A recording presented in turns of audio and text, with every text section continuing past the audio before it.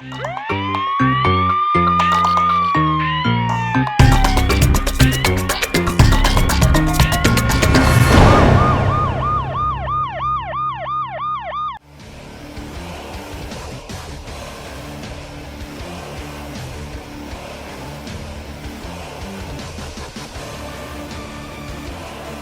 वालेकुम नाज़रीन, प्रोग्राम जुर्म में नकाब के साथ मैं हूं कैसर खान। नाज़रीन जरा सोचिए, क्या कोई सगा बाप इतना जालिम हो सकता है कि अपनी कमसिन बेटी को उजरती कातिल के हाथों कत्ल करवा दे? या फिर शोहर इतना सफाक हो सकता है कि अपनी बीवी को जानवरों की तरह ज़बह करवाने के लिए किसी को लाखों रुपया दे दे? जी, ये वाकया है गुजरांवाला के इलाके गिरजाक का, जहां पर घर के अंदर एक मां और बेटी की लाशें मिली और उनको कत्ल करवाने वाला कोई और नहीं, उस औरत का शोहर और उस कमसिन बेटी का सगा बाप था, जिसने हमसाये के हाथों उन दोनों को कत्ल करवा दिया। आज के प्रोग्राम जुर्म नकाब में हम इसी जालिम शख्स और उसके हमसाये का जुल्म और जुर्म बेनकाब करेंगे। इस वक्त जी हम मौजूद हैं मकतूल और कातिल के घर के सामने। ये जो घर आप देख रहे हैं, बिल्कुल ये कातिल का घर है, कातिल हमसाये का घर, जिसने अपने हमसाये की बीवी की गर्दन और उसकी बेटी की गर्दन काट डाली छुरी के वार करके। यहां से वो निकलता है और इस घर में जाकर उसने जो है वो क़यामत बर्पा कर दी। अभी हम चलते हैं जी अपनी टीम के साथ अंदर, देखते हैं कि अंदर के क्या हालात हैं। ये है जी वो घर जिस घर में जुल्म की दास्तान रकम की गई, और वो दास्तान लिखने वाला कोई और नहीं, मकतूला जो बीवी है और उसकी जो बच्ची है उसका शोहर है। जी, अभी हम उस कमरे की तरफ जा रहे हैं जिस कमरे में उस जालिम हमसाये ने कत्ल किया अपने ही हमसाये की बीवी का, और उसी के कहने पे ये वो कमरा है जहां पर जुल्म की दास्तान रकम की गई, कत्ल किया गया, एक नहीं दो जानें ली गई, और खून भी यहां पर अभी मौजूद है। और वो हमसाया जब यहां पर आता है अपने हमसाये के कहने पर, उसकी बीवी और बेटी को जब कत्ल करता है, उससे पहले जब अपनी बीवी को बताता है, वो यही जगह थी जहां पर उसने कहा कि मैं मज़ाहमत नहीं करूंगी, तुम मुझे मार। इस वक्त ये हमारे साथ मौजूद हैं गुजरांवाले में हमारे नुमाइंदा राना जाहिद, उनसे हम बात करते हैं। अभी हम उस क्राइम सीन पर मौजूद हैं, उस कमरे के बिल्कुल सामने मौजूद हैं जहां पर ये जुल्म की दास्तान जो है वो रकम की गई। बात करते हैं गुजरांवाला में हमारे रिपोर्टर से।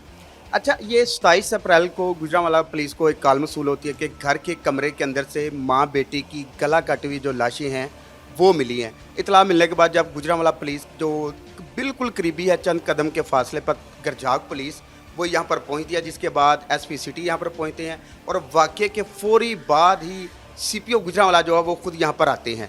यहाँ पर पुलिस जब देखती है तो यहाँ पर माँ बेटी की कटी हुई गर्दन जो लाशें हैं वो यहाँ से बरामद होती हैं और तहकीकात का आगाज़ किया जाता है। जब ये सफाक शातिर दरिंदा सिफ्त जो है मकतूला का शोहर, इसको हिरासत में लिया जाता है, तो इंतहाई अफसोसनाक ये मैं बताता हूँ, रूह कांप रही है कि वजह कोई भी नहीं थी। 6 साल कबल इनकी शादी हुई थी, 2 नन्ही मुन्नी बच्चियाँ थी, ये पेट का काम करता था, और जब ये अपने घर से जिस दिन वारदात हुई है, ये अपना दरवाज़ा खोल के खुद गया है। कातिल को इसने आने का पूरा प्लान तैयार किया, घर में आने का रास्ता दिया, कैसे कत्ल करना है ये सारा प्लान हो चुका था।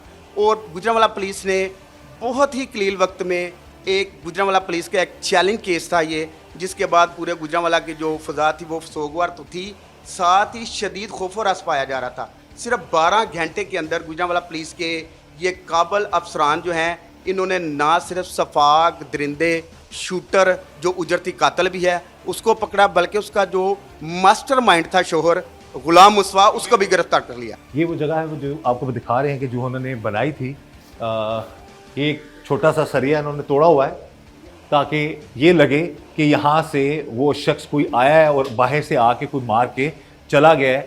अपनी हाफ़िज़ कुरान बीवी और मासूम 3 साला बेटी को कत्ल कराने वाला जो शख्स था मुस्तफ़ा, उसके भाई हमारे साथ मौजूद है, बड़े भाई हैं, बात करते हैं इनसे। अब ये बताइएगा कि मुस्तफ़ा ने कभी कुछ इस बात का इजहार किया हो कि वो दूसरी शादी करना चाहता है या वो अपनी बीवी से खुश नहीं है? कभी इस तरह की कोई बात सामने आई हो आपकी? कभी भी इस तरह की बात सामने नहीं आई कि कभी उसने कहा हो कि मैं अपनी बीवी से मेरे कोई इख्तलाफात हैं या कोई लड़ाई है या झगड़ा है। कभी किसी किस्म का मामला नहीं हुआ। आप सगे भाई हैं मुस्तफा? मैं उसका सगा भाई हूँ, बड़े भाई हैं? बड़ा भाई हूँ। तकरीबन मैं मेरे साथ हर वक्त नमाज 5 वक्त पढ़ता था। इधर हम नमाज बशीर मस्जिद में इकट्ठे पढ़ते थे, लेकिन हमें पता नहीं कैसे वो ट्रैप हुआ, क्या मामला बना उसका। अब जब हमें ये पता लगा ना, उसने ये जो हमारा, हम सबसे पहले अपनी भाभी के साथ खड़े हैं, जिसको हमने अपने हाथों के साथ उसका मामला किया सारा। हम उस बच्ची के साथ खड़े हैं, हम अपने भाई के साथ अपनी खड़े। आपकी भाभी का रवैया आप लोगों के साथ कैसा बहुत था? अच्छा था, इतनी वो हमारी इज्जत करती थी, बहुत अच्छी थी वो। हमारी बहन बहुत अच्छी थी, बहुत इज्जत वाली थी। अल्लाह उसको जन्नतुल फिरदौस, वो जन्नतुल फिरदौस, मैं कहूँगा कि वो जन्नती औरत है। वो इतनी अच्छी औरत थी, हम उसको जन्नती ही कहेंगे। अच्छा, इस घर में हमें पता चला सिर्फ आपके भाई भाभी और उनके बच्चे रहते थे। जी बिल्कुल, यही आप लोगों का आना जाना कितना था यहाँ पर, या उनका आपके घर आना जाना कितना था? तकरीबन रोजाना की बेस पे आते थे या रोज़ाना कभी की कभार? बेस पर था, कभी कभी कभी नागा हो जाता था, ऐसा नहीं करीब मसला करीब घर है था। आप लोगों के? करीब करीब ही घर है। तो जिस दिन ये वाकया हुआ है उससे पहले कितना देर पहले आपकी भाभी से या आपके भाई से मुलाकात हुई? मेरी बात अपने ना, वो एक दिन पहले 1:30 बजे का करीब रात को ना, मेरे भाई का मुझे फ़ोन आया था, उसकी बच्ची की तबीयत नहीं ठीक थी। तो वो अच्छा। उसने मुझे फ़ोन किया था, कभी वो रात को लेट मुझे फ़ोन नहीं करता था। हम्म, तो मैंने कहा या अल्लाह खैर हो, क्या मसला है। मैंने उससे पूछा, उसने कहा मैंने दवाई, बच्ची की तबीयत नहीं ठीक, उसके कान में दर्द थी। वो उस दिन डॉक्टर के पास भी गया था। वो मैंने फिर डॉक्टर साहब के फ़ोन किया है, उससे मैंने पूछा है कौन सा ड्राप लेना है। इधर हमारे करीब बहुत मशहूर हैं डॉक्टर अमजद साहब हैं, हमारे उनके साथ बहुत अच्छे ताल्लुकात हैं, ठीक है, वो बहुत अच्छे इंसान हैं। मैंने उनसे पूछा, उन्होंने मुझे फौरी बता दिया कि ये ड्राप लेके डालो। वो मेरा भाई घर आ गया, कोई बात ही नहीं ऐसी। उसके बाद मैंने उसको सुबह पूछा है, तकरीबन इसका टाइम होगा 2, 2:30, 3 बजे का, कि यार बच्ची का क्या हाल है। सारी मेरे से बात हुई, कोई बात ही नहीं। बाद के बाद बस आधे घंटे के बाद मुझे कॉल आ गई कि ऐसे घर में भागो, पता चला है कि कोई, तो कौन था कॉल करने वाला आपको? आपका भाई था? मेरा भाई था। वही भाई? मेरे, हाँ, उसी भाई ने मुझे क्या कहा बताया। उसने आपको फोन करके? उसने मुझे फ़ोन करके ये बताया था कि घर भागो, इसी तरह कोई मतलब दोनों बच्चों को और भाभी को, कोई मतलब मेरी बीवी को कत्ल, गला काट गया। जब सबसे पहले पहुंचे तो क्या देखा आपने यहाँ पे अंदर जाके? अंदर जाके मैंने यही देखा है, तो बस रोने वाला मामला था। मैं ये तो पड़ी हुई थी, दोनों साथ साथ थे? दोनों साथ साथ थी, उसके ऊपर कपड़ा पड़ा हुआ था, डला हुआ था। तो यही मैंने देखा बस। और आपका भाई उस वक्त रो रहा होगा यकीन? हाँ, वो रो रहा था, हम भी उसके साथ रो रहे ड्रामा थे। कर रहा था? हाँ जी, नहीं उस पता वक्त तो चला, अंदाजा नहीं था कि ये कुछ ड्रामे कर रहा अंदाजा है। नहीं था। शोहर ने अपने हमसाए के हाथों अपनी बीवी और अपनी कमसिन बेटी को बड़ी बेरहमी से कत्ल करवाया। गुजरांवाला पुलिस ने 12 घंटे के अंदर अंदर दोनों मुल्ज़िमान को गिरफ्तार कर लिया। इस केस के हवाले से हम बात करेंगे सीपीओ गुजरांवाला गयास गुल साहब से। जी गयास साहब, बताइएगा इस सारे वाक़े के हवाले से, ये अंधोनाक वाक़या जो गुजरांवाला में पेश आया, एक शोहर ही अपनी बीवी को कत्ल करवा रहा है। बिस्मिल्लाहिर्रहमानिर्रहीम। आपका बहुत शुक्रिया, आपने मुझे मौका दिया। ये मैं आपको बताता चलूँ कि ये 27 तारीख को तकरीबन 4 से 5 बजे के दरमियान में हमें ये 15 पे कॉल रिसीव होती है कि जी यहाँ पे रहमत टाउन है, इलाका थाना गरजाख में। वहाँ पे एक घर में फर्स्ट फ्लोर के ऊपर एक औरत और उसकी बेटी की गला कटी हुई लाश मिली है।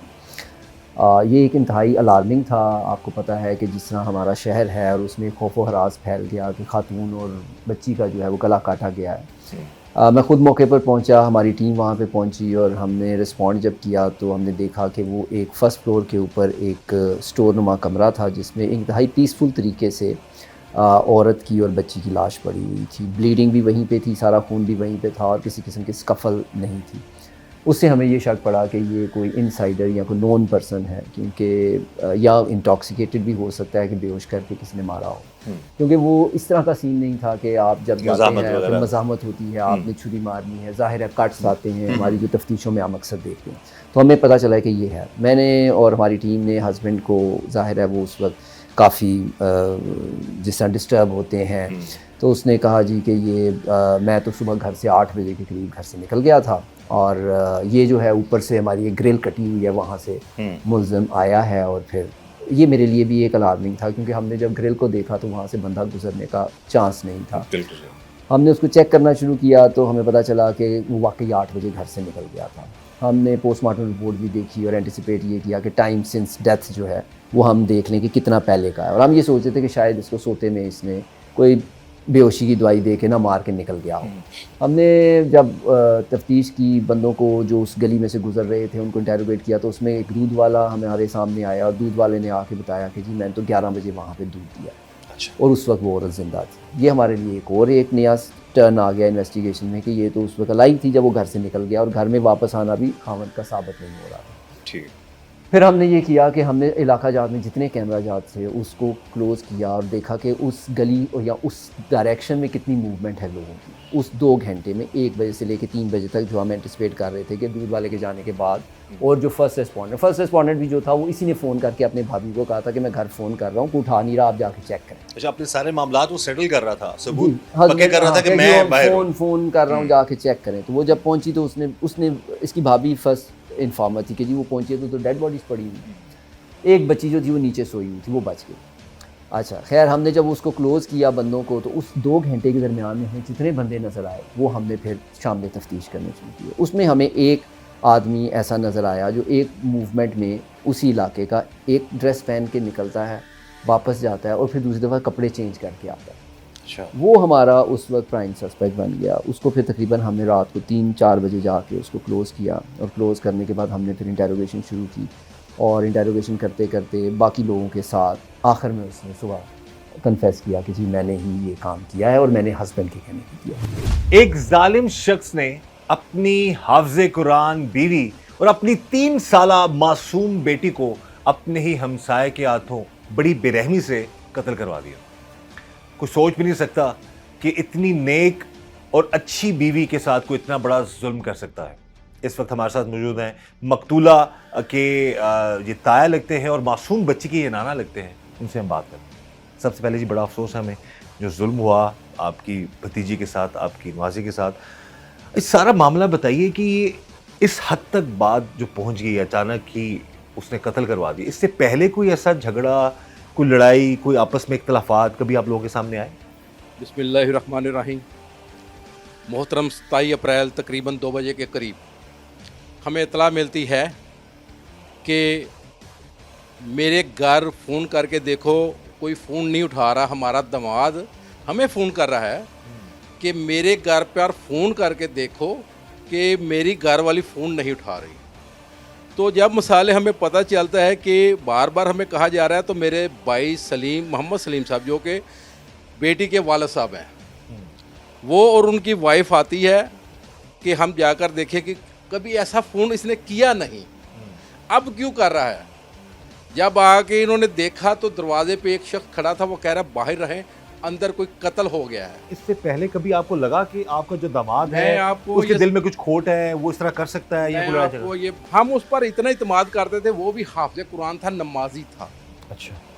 जब मिसाल के हमारे SHO साहब आदल साहब ने हमें बताया कि तकरीबन आपका दामाद जो है वो भी शामिल तफ्तीश है, मुझे एक बात ये बताएं कि बेटी के पास टापिस थे? क्योंकि उसने जो मिसाल के बयाना दिया वो टापस का बयाना दिया कत्ल के लिए। तो मैंने आदल साहब से यही कहा कि जनाब मुझे 5 मिनट दें, मैं घर जाकर पूछ के आता हूं अपनी भाभी से, भरजाई से, कि क्या बेटी के पास कोई टापिस थे।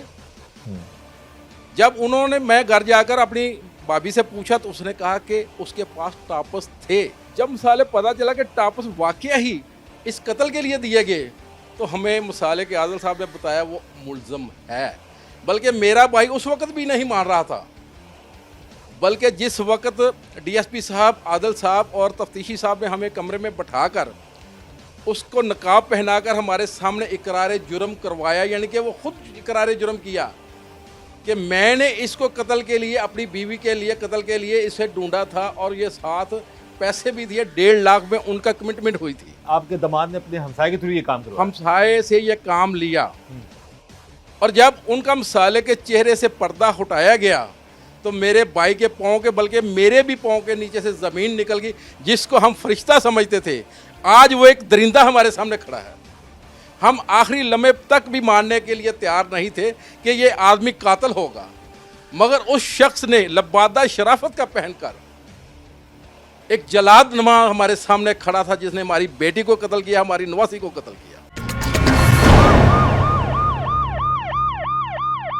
उसने जो स्टोरी सुनाई उसने कहा जी कि वो मैं ऐसे ही आवारा सा आदमी हूँ और मैं जुए में तकरीबन 2.5 लाख हार चुका हूँ और इन्होंने मुझसे 4 दिन पहले जो गुलाम मुस्तफ़ा इसका खामद है उसने रब्ता किया, उसने कहा कि तुम मेरा एक काम करो तो हम दोनों जो हैं उसमें सुखी हो सकते हैं, मैं तुम्हारा उधार उतार दूंगा और तुम जो है मेरी बीवी और दोनों बच्चों को मार दो। अच्छा, उसने ये कहा था कि बीवी और दोनों बच्चों को मार, इन सबको तुमने मारना है। और उसने कहा, कहता जी मैंने कहा जी मैं देखता हूँ। फिर उसने मुझे अगले दिन मेरी टॉप्स दिए 2, उसने कहा ये तुम एडवांस ले लो इसको। वो फिर उसने जाके 28,000 रुपये के बेचे और वो 28,000 उसने रख लिया। और उसने पूछा कि जी अब मैं क्या करूँगा, उसने कहा मैं ग्रिल ऊपर से तोड़ दूँगा, तुम वहाँ से आ जाना। उसने कहा जी ग्रिल से तो नहीं मैं आ सकूँगा। फिर उसने कहा तुम मेन डोर से एंटर हो जाना, मैं खोल दूँगा दरवाज़ा एक, तो तुम 11 बजे के करीब मेरी बेगम लेटेगी वो बच्चों के साथ, उसको सुलाएगी, तो तुम जाके तो ये काम करना है तुमने। वो कहता है कि मैंने कहा कि मैं पिस्टल से करूँगा, तो उसने कहा पिस्टल से नहीं करना क्योंकि जब तुम गोली चलाओगे तो आवाज़ आएगी, लोग इकट्ठे हो सकते हैं, तो तुमने छुरी से करना है। छुरी भी मैं तुम्हें बताऊँगा कि किस जगह पड़ी होगी, वहाँ जाके तुमने वो छुरी निकालनी है और उससे ये शोहर अपनी बीवी और अपनी बच्चियों बेटियों के कम से बारे बेटियों को में मरवाने का प्लान कर रहा है, प्लान पूरा उसको बता रहा, चीज़ें प्रोवाइड कर रहा। कहाँ क्या चीज़ पड़ी होगी, किस टाइम पे क्या होगी।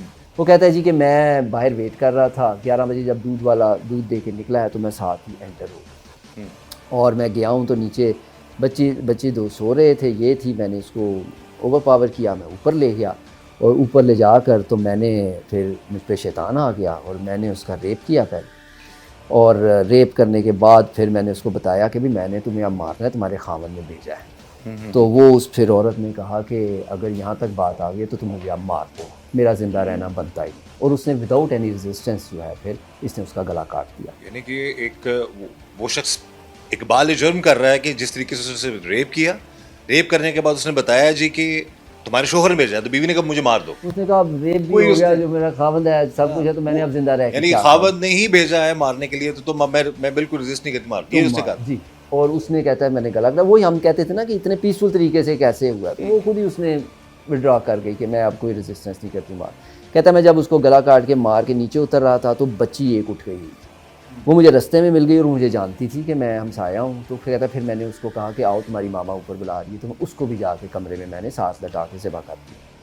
और उसके बाद मैं नीचे उतरा और वो तीसरी चूँकि सोई हुई थी वो कमरे में, वो नहीं सामने लगी, तो ये फिर घर से बाहर निकल गया। घर से बाहर निकल के फिर इसने जाके अपने कपड़े चेंज किए और हाथ वहीं से धो कर गया था, लेकिन वो ब्लैक कलर के कपड़े थे, इतना पता नहीं चलता। तो वो फिर कपड़े भी हमने ले लिए, उसमें जो हमारा DNA था रेप का वो भी उस पर अवेलेबल है, तो वो भी हमने फिर ले लिया है। तो फिर हमने फिर इसके हस्बैंड को पिक किया। अच्छा, हस्बैंड ने ये सारा जो करवाया है, अपनी बीवी और मासूम बच्ची को कत्ल करवा दिया, इसके पीछे रीज़न क्या बताइए शोहर? रीज़न वो कहता है कि जी मैं इनसे तंग था और मैं दूसरी शादी करके एक नई ज़िंदगी स्टार्ट करना चाहता था और मैं इनसे बस जान छुड़ाना चाहता था। इतनी सी बात के ऊपर इस कदर घनौने काम किया। ये जी जुल्म की इंतहा नाज़रीन। दूसरी शादी अगर करना चाहता था वो जालिम शख्स, उसको चाहिए था कि तलाक दे देता, लहदी इख्तियार कर लेता, लेकिन इतने जालमाना तरीके से अपनी बीवी और अपनी बच्ची को कत्ल ना करवाता। अभी क्या स्टेटस है मुल्ज़मान का? ये 12 घंटे में हमने ऑलरेडी बताया, 12 घंटे अल्हम्दुलिल्लाह अल्लाह के फजल करम से अल्लाह ने बड़ा करम किया। हमारी टीम ने, जिसमें SP सिटी हैं, हमारी DSP हैं, हमारे इंचार्ज CIA हैं सरफराज अंजम, उसके अलावा हमारे जो होमिसाइड के इंचार्ज थे इम्तियाज़ शाहीन, उसके अलावा हमारे SHO गरजा Khadir, SHO Bhagwanpura, SHO Gakhar, SHO satellite town, मतलब हमारे टोटल 8 SHOs हमने इस टीम के ऊपर लगाए थे। और आप ये देखें कि 2 घंटे के दरमियान हमने तकरीबन 50 से ज़्यादा बंदों को इंटेरोगेट किया with in a time space of 10 hours. और उसमें हमने ये इसको एक चैलेंज समझ के सुबह तक हमने क्लियर किया। फिर हमने हस्बैंड को पिक किया, उसने कन्फेशन की और अब इंशाल्लाह ताला वो रिमांड के ऊपर हैं और हम जो है कानून अपना बिल्कुल सही जी। बड़ी कामयाबी है ये गुजरांवाला पुलिस की, CPO गुजरांवाला गयास गुल और उनकी टीम की, जिन्होंने 12 घंटे के अंदर अंदर उस जालिम शख्स को जो है बेनकाब कर दिया, जो खुद ड्रामा कर रहा था जी कि मेरी बीवी को कोई और मार कर चला गया। वही असल कातिल था जो एक्चुअली कत्ल करवाने वाला था, अपने ही हमसाये के हाथों अपनी बीवी और मासूम बच्ची को कत्ल करवाने वाले शख्स। ऐसे लोगों के खिलाफ कानून के मुताबिक कड़ी से कड़ी कार्रवाई होनी चाहिए, जो कि ऑब्वियसली 12 घंटे के अंदर अंदर गुजरांवाला पुलिस ने इनको गिरफ्तार कर लिया और हम चाहते हैं कि इन लोगों को कानून के मुताबिक कड़ी से कड़ी सजा मिले। आपस में रिश्तेदार हैं दोनों? आप मसलन के अपनी फैमिली में शादी हुई हमारी आपकी, बरादरी थी, लेकिन खूनी किसी रिश्ते- दोस्त ने रिश्ते के लिए बताया, ज़ाहिर है बेटियों वाले रिश्ते की तलाश में रहते हैं। बिल्कुल सही है। हमें वो अच्छे लगे, पूरा खानदान अच्छा लगा, शरीफ थे, मगर ये लड़के ने हमारे साथ जो 5-6 साल गुजारे हैं उसमें ने इतनी ताबियादारी की, कभी महसूस ही नहीं हुआ था। यानी कि 5 साल जो शादीशुदा जिंदगी के रहे उसमें कभी आपको नहीं लगा कि कभी इस हद तक कोई जा सकता है ऐसा खोट नजर नहीं आया। मैं ये कहता हूँ कि अगर हमारी बेटी ने कोई अजियत झांकी भी है, देखी भी है, मगर उसने हमारे साथ कोई शेयर नहीं की, आपको बताया नहीं? नहीं बताया। यानी क्यों कोई वजह, कोई मसला मसाइल आपस में जो मियां बीवी का था वो आप तक नहीं पहुंचा, नहीं आपको ये बता सब कुछ ठीक है। हाँ, ऐसे ही है। और ये अचानक सारा ये मामला जब सामने आया, अच्छा फोन करने वाला आपका दामाद था, हमारा दिमाग था। वो कह रहा था जी कि बताएं, पता करें, ऐसे वो अपने ही। आप को कंफर्म कर रहा था वो सारे मामला। अपने आप को ऐसे तरीके से मसाले के कत्ल कर कर अपने आप को मजलूम साबित करना चाहता था कि देखो मेरी बीवी को कोई कत्ल कर गया है। तो जब हम रात मसाले के अपने SHO साहब के पास बैठे, उन्होंने कहा यार कोई हिंट्स बताएं, कोई थोड़ा सा मसाले के वो क्या करता था।